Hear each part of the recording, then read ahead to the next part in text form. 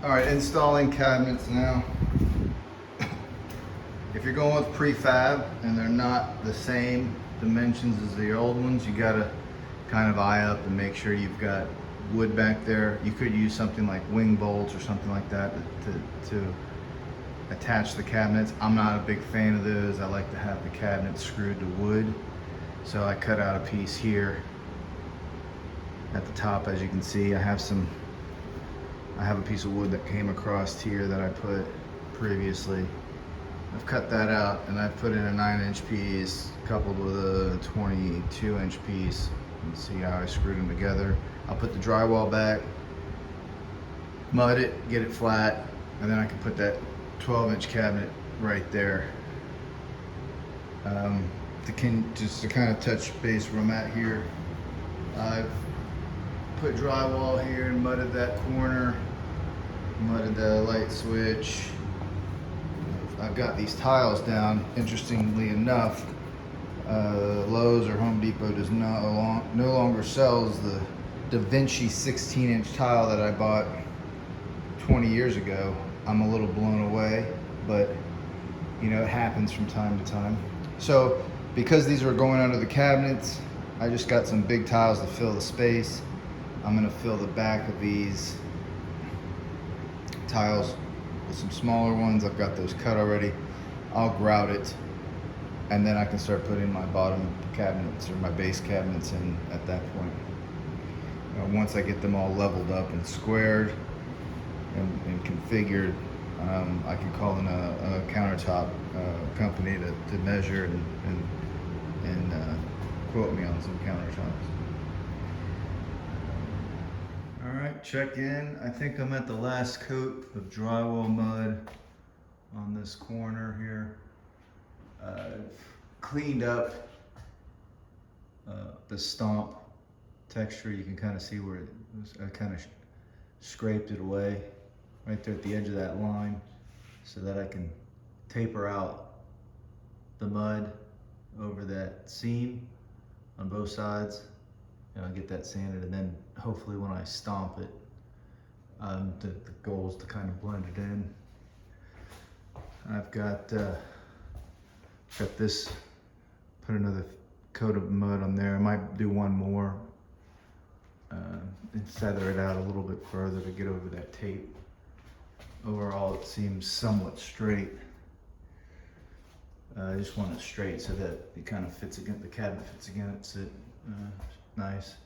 And then the old light hole, I've filled that in for its first coat, and I'll let it dry and do a little sanding, put another coat and do the same thing.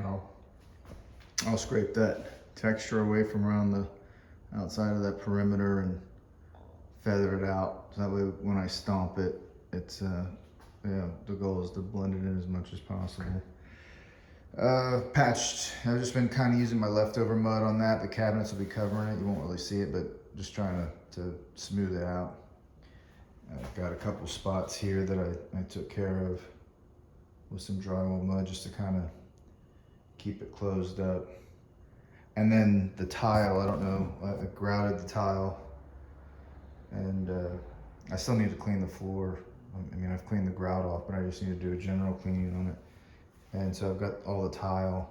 One mistake is that I assumed that this would be hidden under the cabinet. It comes out a couple inches, but I'm not too upset about it. Check in.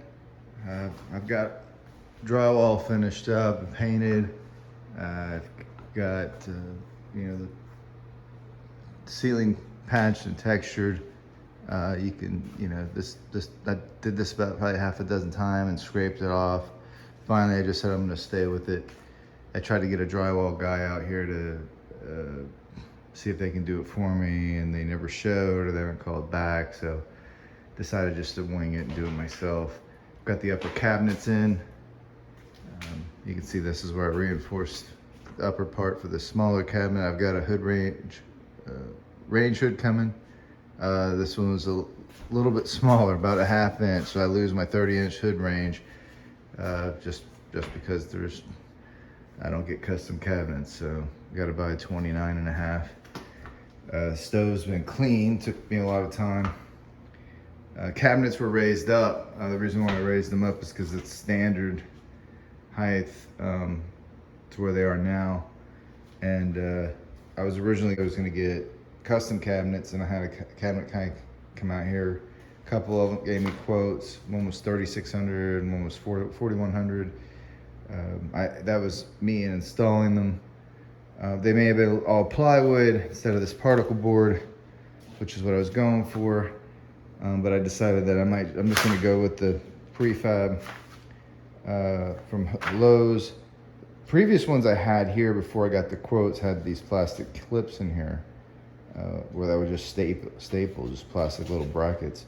But now they seem to have this in here, which is a lot better. So kind of a little bit happy about that accident.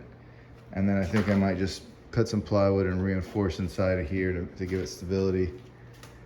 I got the pecs run, I redid the pecs, as I was saying in the bathroom video, and so I ran it out here as well. It was 20 feet to the supply. Tiles all in as before. I'm waiting on 9-inch, that's a 12-inch, it's too big, so I'm gonna get 2 9-inch. And I think that's it for now. I'm waiting on these cabinets. Some of them just aren't at Lowe's, or the ones I have at Lowe's are damaged. So, but I think that's it for the second update in the kitchen. Not much else to chat about. All right, I'm a little bit bummed out because I had a couple videos before this one that showed the cabinets installed without the countertops, just to kind of remind myself if I've ever have to watch these videos. I had 2x4s. This here is a blind spot. There's nothing underneath here nor under here, and I framed it out with 2x4s, and then I put supports in there. I had some angle brackets on the other side of here, and then I carried the baseboards underneath here that I had throughout the house in there, and then I kind of capped them off. But I was really happy with the framing that I added in here. Additionally, I had in between the cabinets, I had some pieces of plywood, I think 15-30 plywood inside these two cabinets and in between these two cabinets. And then I had this all framed out, which you can kind of still see. It was the same style of work, or at least level of craftsmanship that was on the other side. I also have, similar to that, I have a 2x4 running here. So essentially that's what I did here. Ran it inside there, almost like an empty cabinet. It wasn't a real, it was just like kind of a frame of a cabinet.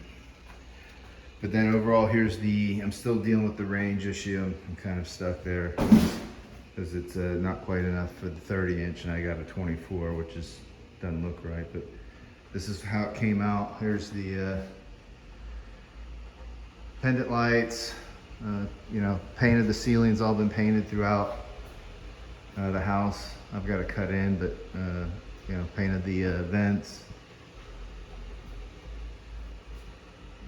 Added the baseboards. Still need to do the dishwasher, finish up the sink, but I won't do the faucet until after I do the backsplash. Next video will be the final video. It'll have, everything should be done.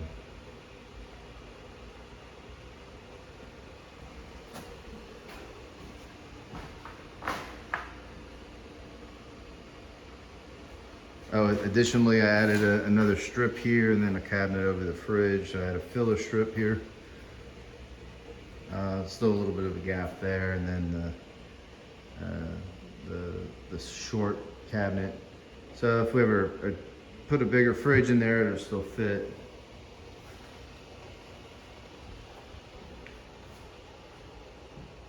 Pretty happy with it.